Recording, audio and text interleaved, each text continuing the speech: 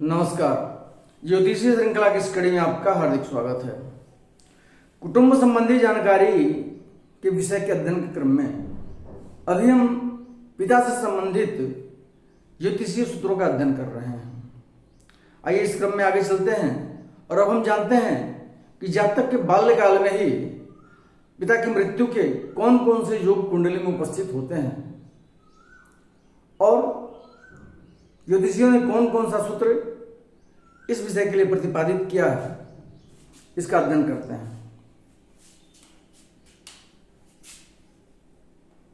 पहला सूत्र है, यदि कुंडली में पंचम अथवा नवम भाव में क्रूर राशि हो, कुंडली में पंचम भाव में या नवम भाव में क्रूर ग्रह की राशि स्थित हो और उसमें सूर्य बैठे हो तो पिता की मृत्यु होती है। और यही स्थिति यदि पंचम या नवम भाव में क्रूर ग्रह की राशि में चंद्रमा बैठा हो तो माता की मृत्यु होती है। यदि उनमें मंगल बैठा हो तो भाई की मृत्यु संभव होती है। बुध के रहने से मामा की, बृहस्पति हो तो नानी की, शुक्र हो तो नाना की, और यदि पंचम अथवा नवम भाव में क्रूर ग्रह की राशि में शनि बैठा हो तो स्वयं बालक की मृत्यु होती है। अगला सूत्र है, यदि सूर्य, चंद्रमा, मंगल अथवा शनि ये चार में से कोई भी ग्रह पंचम भाव में स्थित हो अथवा पंचम भाव पर अपनी दृष्टि डाल रहा हो अथवा पंचमेश के साथ हो, सूर्य, चंद्रमा, मंगल अथवा शनि इन चार ग्रहों में से कोई भी ग्रह पंचम भाव में स्थित हो कुंडली में, या पंचम भाव पर अपनी दृष्टि डाल रहा हो या पंचमेश के साथ हो, तो इस योग के रहने से बालक के भाई, माता पिता एवं कुल के अन्य लोगों को कोई विशेष भय होता है।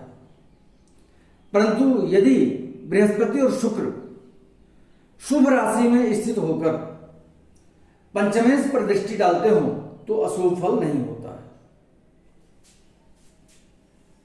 ऐसा योग बन रहा हो, सूर्य, चंद्रमा, मंगल अथवा शनि पंचम भाव में स्थित हो या पंचम पर दृष्टि डाल रहे हों या पंचमेश के साथ स्थित हों, तो जो भय की स्थिति बनती है बालक के परिवार के लिए, यदि बृहस्पति और शुक्र शुभ राशि में होकर के पंचमेश पर अपनी दृष्टि डाल रहा हो तो वह स्थिति नहीं बनती है और अशुभ फल नहीं होता है। अगला सूत्र है, यदि सूर्य और शनि द्वादश भाव में हो और चंद्रमा सप्तमस्थ हो तो जातक के पिता की मृत्यु शीघ्र ही होती है। परंतु यदि चंद्रमा शुभ दृष्ट हो तो मृत्यु 3 वर्ष के अत्यंत होती है। कहा जा रहा है कि सूर्य और शनि कुंडली में 12वें भाव में स्थित हो, और सूत्र में कहा गया कि क्षीण चंद्रमा सप्तमस्थ हो, तो क्षीण चंद्रमा तो होगा नहीं। जब सूर्य द्वादश भाव में स्थित होंगे तो सप्तम भाव में क्षीण चंद्रमा की स्थिति नहीं होगी, वो अच्छी आभा वाला चंद्रमा होगा। इसलिए हम इसको सिर्फ चंद्रमा कहेंगे, क्षीण चंद्रमा नहीं कहेंगे। तो क्या कहा जा रहा है कि सूर्य और शनि 12वें भाव में स्थित हो, चंद्रमा सप्तम भाव में स्थित हो, तो जातक के पिता की मृत्यु शीघ्र ही होती है। परंतु यदि सप्तमस्थ चंद्रमा पर शुभ ग्रह की दृष्टि पड़ रही हो तो जातक के पिता की मृत्यु 3 वर्ष के भीतर होती है।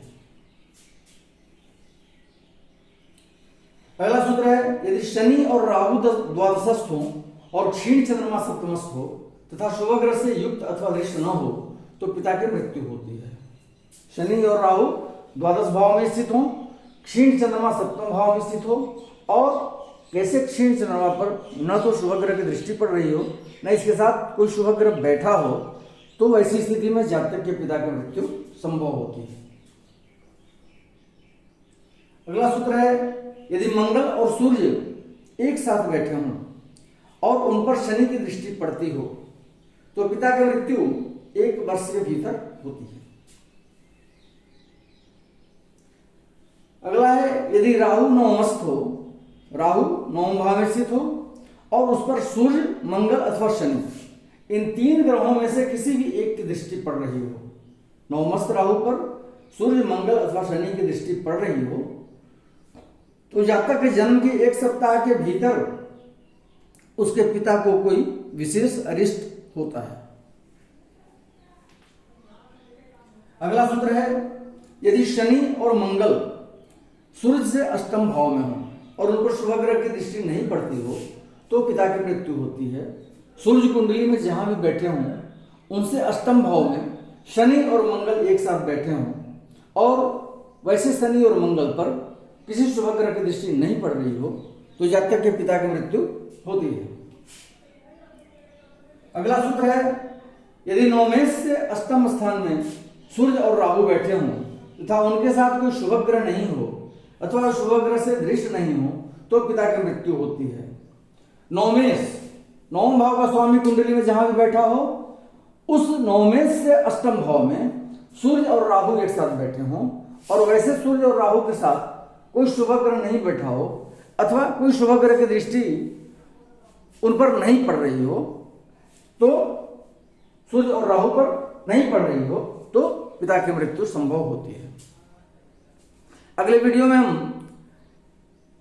बाल्यकाल में पिता की मृत्यु से संबंधित कुछ अन्य ज्योतिषीय सूत्रों को लेकर पुनः उपस्थित होंगे। नमस्कार।